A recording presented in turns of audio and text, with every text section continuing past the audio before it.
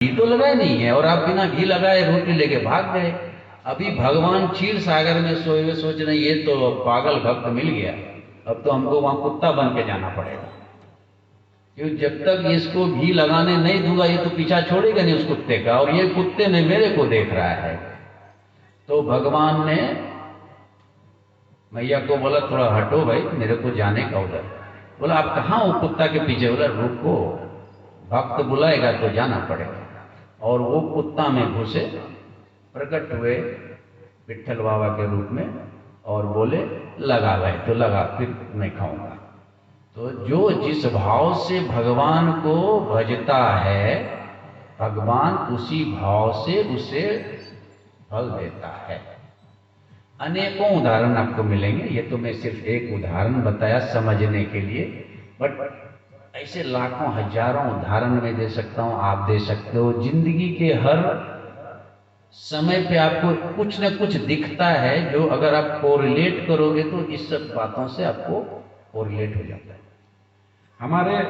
हमारे मीन्स मैं जहाँ रहता हूँ, बड़ौदा एक जगह है गुजरात में, उसके बगल में डाकोर मंदिर है। डाकोर रणछोड़ भगवान का मंदिर है, कृष्ण भगवान का मंदिर है। और रणछोड़ भगवान का मंदिर जहाँ है वो कहावत है कि भगवान जब रण को छोड़ के भाग गए तो वहीं पे छुपे थे। तो हम लोग जाते हैं मंदिर का दर्शन करने। तो कहानी है कि रणछोड़ मंदिर डाकोर से करीब 3 किलोमीटर दूर एक स्कूल में एक शिक्षक प्रत्येक सोमवार को स्कूल में सबको बता के मंदिर पूजा करने जाते हैं, और बाकी टीचर लोग उससे चिढ़ते थे, भाई ये तो चला जाता है, हमको इधर में दिक्कत होती है, इसका क्लास लेना पड़ता है। और हर साल उसका इतना अच्छा रिकॉर्ड होता था उस टीचर का कि बच्चे लोग बहुत खुश होते थे, बच्चे लोग बहुत पढ़ाई करते थे, सरकार भी उसका पेमेंट बढ़ा देता था। तो किसी ने वीडियो को जाके बता दिया कि ये तो हर एक सोमवार को भाग जाता है, स्कूल बंक मारता है, जाकर के उधर मंदिर में डाकोर जी का पूजा करता है। तो बोला ठीक है, मैं एक दिन इंस्पेक्शन में आऊंगा। बोला उसको बता के मत आइएगा, नहीं तब तो वो तो रहेगा ही। बोला हाँ ठीक है। वो क्या बोलते हैं, आकस्मिक इंस्पेक्शन करूंगा मैं। चलो, किसी को मालूम नहीं, और वो बेचारा सुबह सुबह सबको बता दिया कि आज मंदिर तो मैं जाऊंगा, और वो मंदिर चले गए। और इधर में इंस्पेक्टर आ गया वीडियो, और जैसे वो आया, जिस क्लास में उस टीचर को होना था उसी क्लास में सीधा चला गया। और जब गया तो देखा क्या, वहां पे वो मास्टर जी पढ़ा रहे हैं, वो मास्टर जी पढ़ा रहे हैं, अब बहुत अच्छा से पढ़ा रहे हैं। और जब बहुत अच्छा से पढ़ाए तो अभी वो वीडियो सब गांव वालों को बोला ये तो इधर ही है, तुम बोल तो चला गया। बोला नहीं मैं तो जाते देखा हूँ, ट्रेन पकड़ते देखा हूँ मैं। बोला तो ये कौन है? बोला मालूम नहीं कौन है। फिर बच्चे लोगों ने बोला ये टीचर मास्टर जी बहुत अच्छा पढ़ाते हैं। तो बोला चलो तुमको डबल प्रमोशन इस बार, उसको डबल प्रमोशन। और फिर वो चले गए। जब वो निकले तो उसी स्टेशन पे उसको भी ट्रेन पकड़ना था वीडियो साहब को, और वो मास्टर पूजा करके उसी स्टेशन पे ट्रेन से उतरे, दोनों आमने सामने।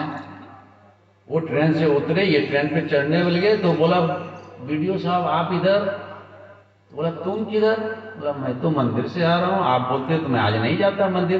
बोला वहां तो था तुम? बोला नहीं मैं तो था ही नहीं। कहने का भाव, आप जिस भाव से भगवान को भजते हो, भगवान उसी भाव से आपको फल देगा। और इसकी गारंटी पूरे श्रीमद् भगवत गीता में भगवान ने अनेक श्लोकों में दिया।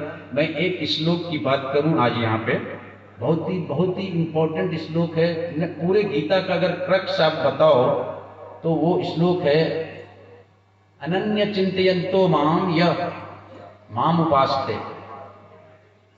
नित्य युक्त योक्ताम नाम योग क्षेम भजामि अहम। अध्याय 9 का श्लोक नंबर 22 है। और आप लोग देखे होंगे LIC में आप लोग अपना खुलवाते होंगे, तो LIC का जो सिंबल है ना, वहां पे लिखा हुआ योग क्षेम बहामी हम।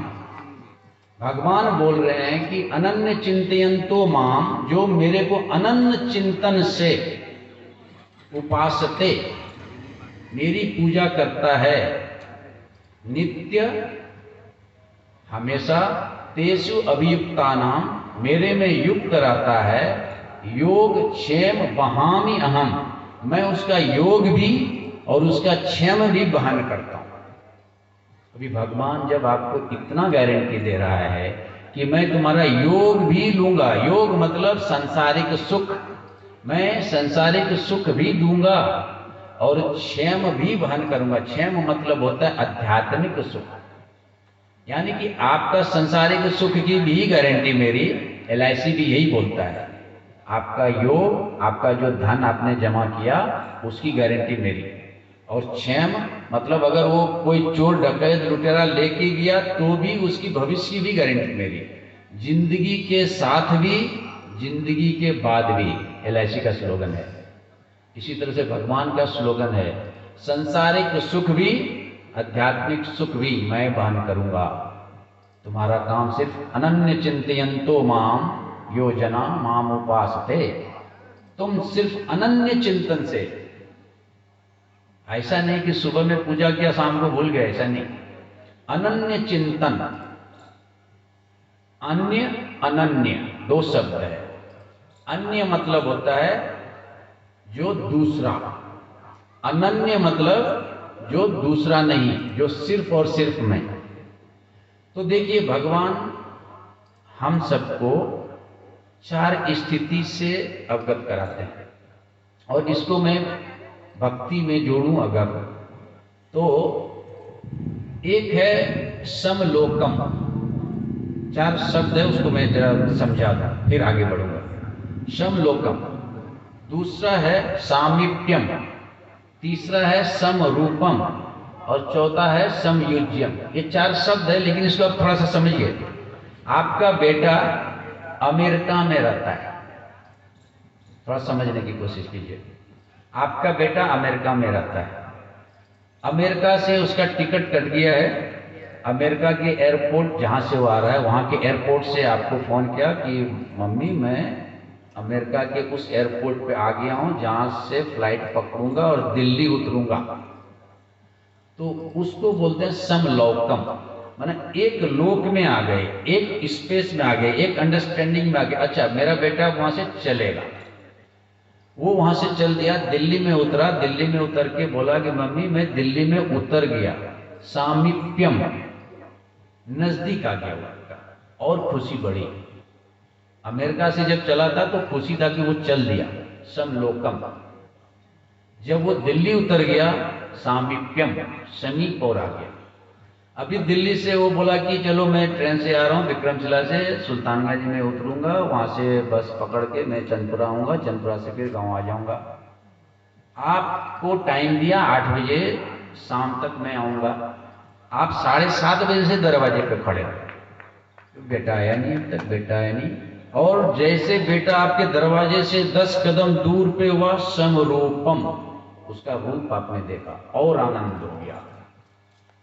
और जैसे वो आपके पास है आपने उसको गले लगा लिया, समयुज्यन, युज्य हो गए, जुड़ गए, परम आनंद की प्राप्ति हो गई। ये अध्यात्म भी यही है, ये संसार भी यही है। अभी इस सत्संग का उदाहरण लीजिए, आप कहाँ से आए हैं मालूम नहीं, कोई किसी गांव से आए, कोई बड़ौदा से आया, कोई दिल्ली से आया, कोई कलकत्ता से आया, कोई पटना से आया, कोई देवघर से आया, मालूम नहीं। लेकिन जब वहां से चलने का उसने सोचा था तो समलोकम था, भगवान के साथ उस एक लोक में आ गया था, एक लेवल पे आ गया था। और जब वहां से वो चला और जहां भी जिसको उतरना था, कोई सुल्तानगंज उतरा होगा, कोई देवघर उतरा होगा, कोई चंदपुरा उतरा होगा, कोई तारापुर उतरा होगा, जैसे वो उतरा वो सामीप्यम हो गया इस सत्संग का। और जैसे वो इस पंडाल के सामने आया और इस मूर्ति को उसने देखा, समरूपम हो गया वो। और जैसे उस पंडाल के अंदर आया, यहां पर आके उसने माथा टिकाया, समयुज्यम हो गया, भगवान से जुड़ गया। ये अध्यात्म की गणित है, अध्यात्म का गणित है। अध्यात्म का गणित और संसार का गणित बिल्कुल अलग होता है। संसार में गणित हम बहुत छोटा छोटा करते हैं, 2 लाख रुपया मिल जाता तो ठीक ही था, 2 करोड़ मिल जाता तो थोड़ा और ठीक था, 10-20 करोड़ मिलता तो ठीक ही था। ये तुच्छ गणित। अभी उदाहरण दूं तो आप समझोगे। अभी मैं उदाहरण ज़्यादा क्यों दे रहा हूं कि अभी कल खत्म हो जाएगा, तो थोड़ा उदाहरण ज़्यादा दूं तो ताकि आदमी को समझ में ज़्यादा आएगा। अभी देखो, एक पेंटिंग करने का जो कैनवास होता है जिसपे पेंटिंग किया जाता है, उसमें पेंट लो, ब्रश लो, उसका खर्चा कितना, कैनवास का खर्चा कितना होगा? 200 रुपया में कैनवास मिलता है। कैनवास मतलब जिसपे हम पेंट बनाते हैं। पेंट खरीदो वो 100 रुपया का और होगा, 300 रुपया। और कुची जिससे पेंट करते हैं वो और 50 रुपया। तो 350 रुपया में एक दुकानदार खरीदता है, वो आपको बेचा 500 रुपया में। वो घर जाके बोला, देखो आज मैंने 70% प्रॉफिट कमाया। कल उसने उसको 700 रुपया में बेचा, 350 का बोला। उसने जाके बोला, देखो आज तो मैंने थोड़ा सा बेवकूफ बनाया, उसको 100% प्रॉफिट कमाया। ये छोटे छोटे गणित हैं। अभी उसी पेंटिंग पे, उसी कैनवास पे, उसी कुच्ची से, उसी कलर से MF हुसैन ने एक मूर्ति बनाया। MF हुसैन वर्ल्ड का one of the best painter है। दाम उसका 350 ही था। जब उसने वो पेंट बनाया, और मोनालिसा का अगर पेंट बना दिया तो मोनालिसा का पेंट वर्ल्ड में सबसे कॉस्टली होता है, और मार्केट में जब वो बिकने गया तो 50 लाख का बिका। अभी आप बताओ, सांसारिक ज्ञान बड़ा या आध्यात्मिक ज्ञान बड़ा? MF हुसैन ने वो पेंटिंग बना दिया उसी कैनवास पे, उसी कलर से, उसी कुच्ची से, 50 लाख। और आप दुकानदारी किए, 100 रुपया कमाए, 200 रुपया कमाए।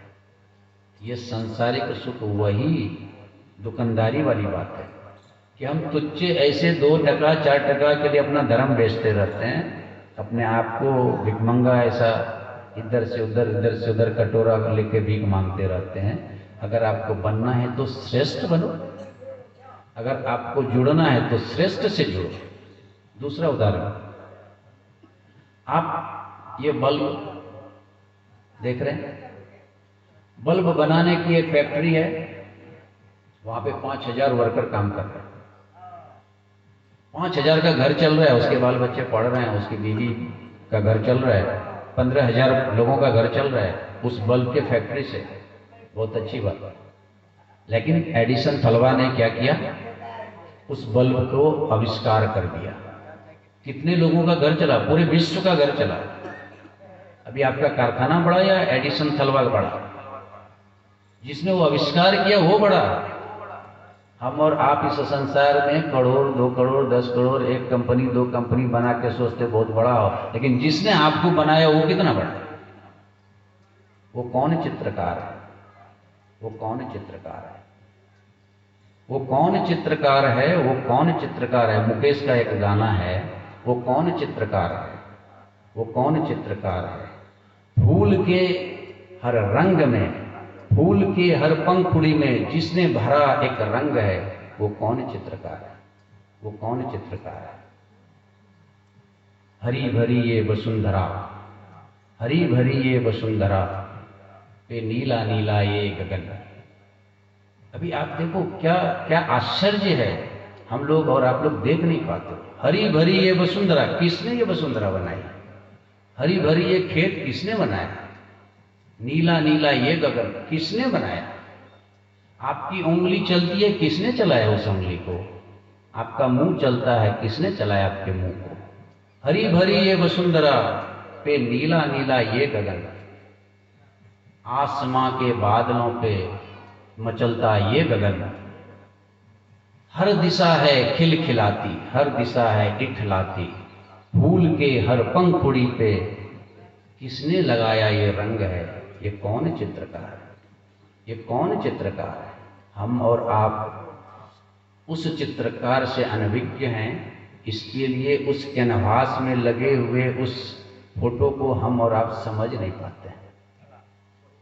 वो परमपिता परमात्मा जो आपको और हमको बोल रहा है कि काल छंतम कर्मनाम सिद्धिम यजंत इह देवता सिप्रम ही मानुषे लोके सिद्धिम भवति कर्मजा। हे अर्जुन, हम और तुम जो कर्म की सिद्धि के लिए भिन्न भिन्न देवताओं की पूजा करते हैं। क्षिप्रम, क्षिप्रम मतलब का सेकंड का 10वां भाग, क्षिप्रम।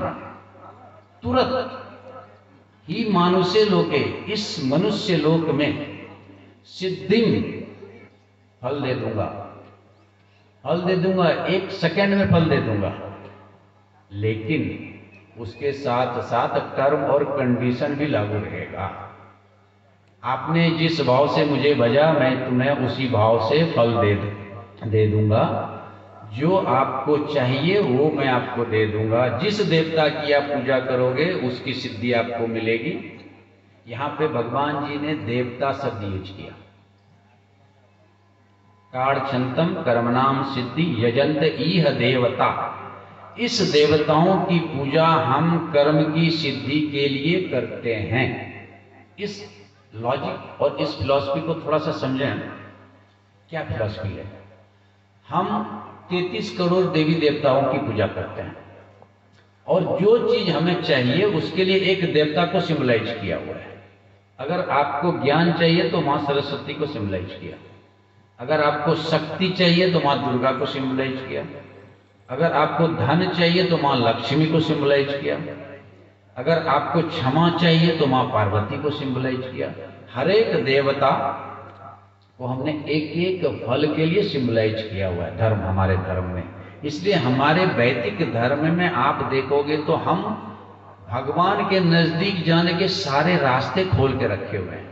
हमारे समाज में नाम भी भगवान के ऊपर में रखा जाता है। राम, श्याम, घनश्याम, त्रिपुरारी, मुरारी, दया, आत्मा, सारे भगवान के नाम पे। दूसरे धर्म में ऐसा नहीं होता है।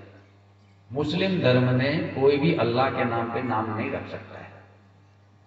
क्रिश्चियन में कोई भी ईसाई जीसस के नाम पे धर्म नाम नहीं रख सकता है, प्रोहिबिटेड है। लेकिन हमारा वेदांत हम सभी को ये इजाजत देता है कि हम अपने बच्चे का नाम भगवान के नाम पे रख सकते हैं, क्योंकि जो कर्म हमें भगवान की तरफ खींचे वो कर्म कर देना चाहिए। लेकिन उसके साथ साथ ये है कि आपको सांसारिक सुख तो मिल जाएगा, लेकिन उसमें टर्म और कंडीशन है।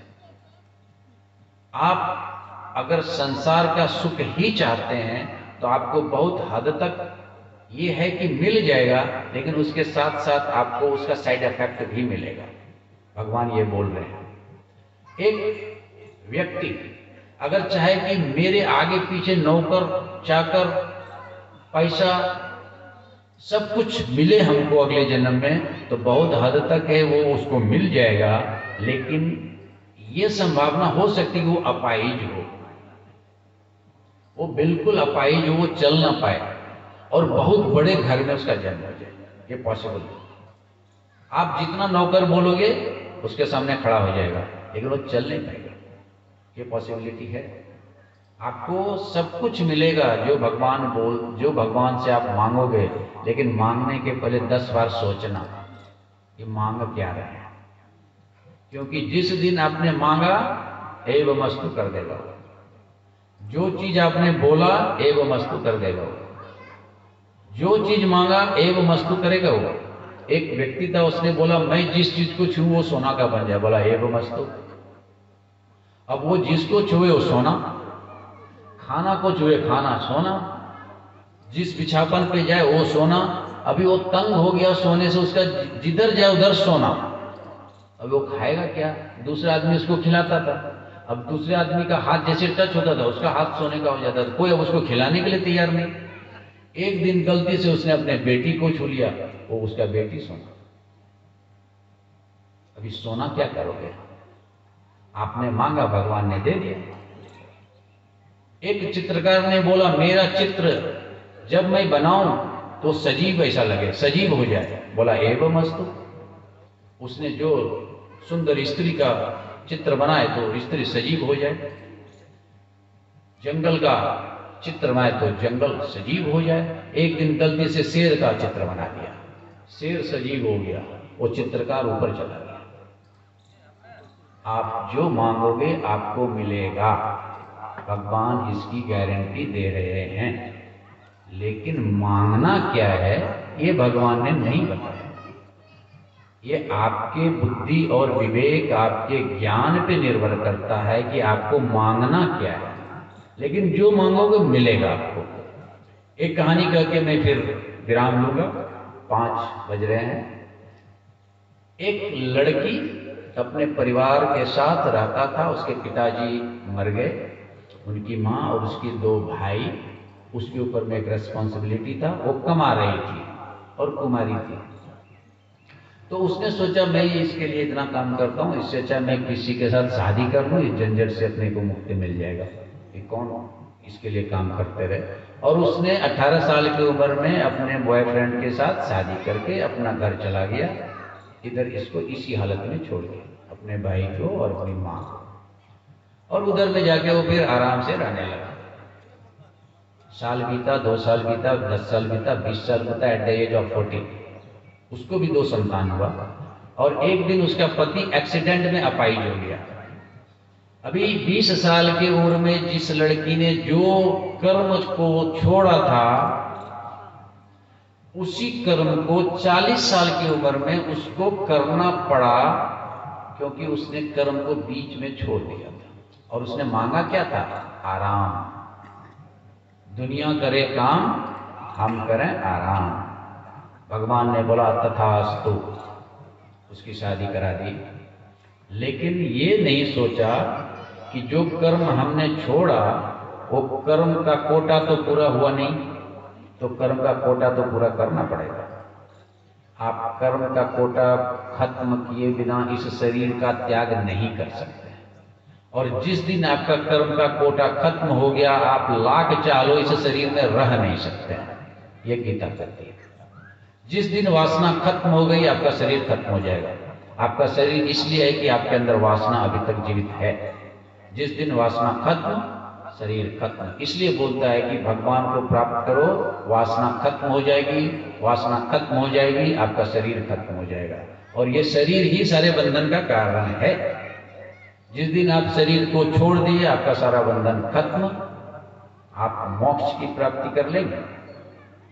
तो आज हमने 9 नंबर श्लोक से 12 नंबर श्लोक तक समझा। कल अंतिम दिन शायद हो सकता है कर्म अकर्म विकर्म पे मैं बात कर पाऊं। मैंने कल बात शुरू की थी, बट समय के हिसाब से हम वहां पहुंच नहीं पाए। और अगले साल हो सकता है हम इस अध्याय को खत्म कर पाएंगे, क्योंकि 42 श्लोक है और अभी तक हमने 12 श्लोक तक गए हैं। कल हो सकता है मैं 15, 16, 17, 18 श्लोक तक जा पाऊंगा, उससे ज्यादा नहीं। फिर अगले साल हम यज्ञ की बात करेंगे, 12 यज्ञ जो भगवान श्री कृष्ण ने 24 नंबर श्लोक से लेकर 30 नंबर श्लोक तक बताया श्रीमद् भगवद गीता अध्याय 4 में। और फिर 31 नंबर श्लोक से 42 नंबर श्लोक तक यज्ञ की महिमा बताई है, ज्ञान की महिमा बताई है, वो मैं बताऊंगा। और हो सकता है कल हम कर्म अकर्म और विकर्म पे चर्चा करेंगे। तो इसके साथ मैं अपने वाणी को विराम दूं। इसके पहले हम आंतरिक यात्रा पे चलें, एक मेडिटेशन करें, एक योग करें 5 मिनट, और फिर हम अपने वाणी को विराम देंगे।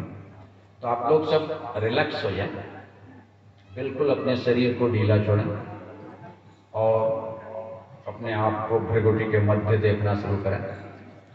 मैं एक आत्मा अजर अमर अविनाशी परमपिता परमात्मा की दी हुई सारी शक्ति के साथ इस शरीर को चलाने वाली एक चैतन्य सत्ता भृगुटी के मध्य प्रकाश स्रोत बिल्कुल चमकता हुआ असीम शक्ति, असीम शांति, असीम भक्ति, असीम ज्ञान आपके ललाट को चमका रही है। शक्तियां ऊपर से नीचे तक प्रवाहित हो रही है आपके शरीर में। आप उसे महसूस करें। शरीर का हर एक अंग बिल्कुल शक्तिशाली, शरीर का हर एक अंग बिल्कुल स्वस्थ मजबूत, शरीर का हर एक अंग सारे रोगों से मुक्त, मन बिल्कुल शांत,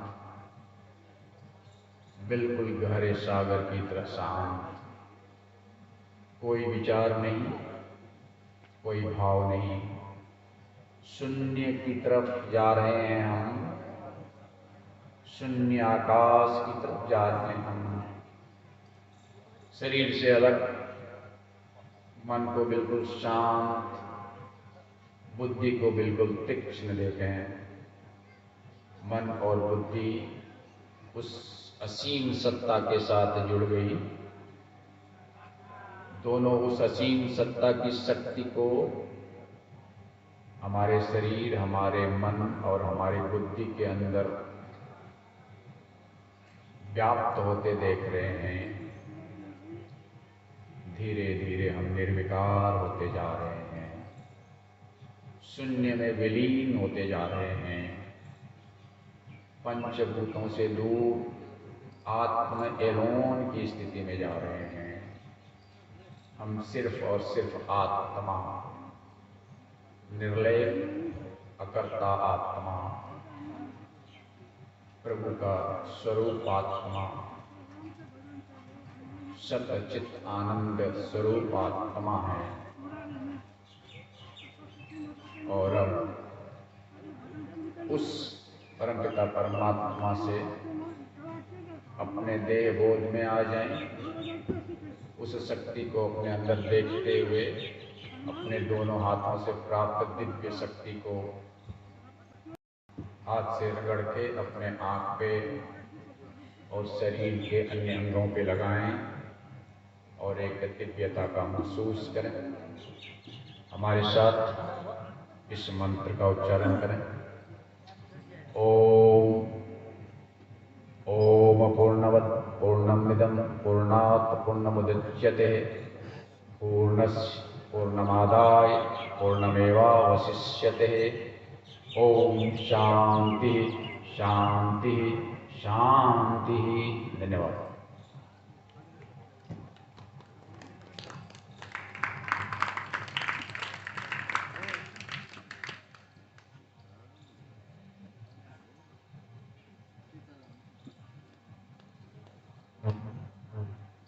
मान क्या पता ही नहीं इसको चलता है क्या हो रहा है नहीं हो रहा।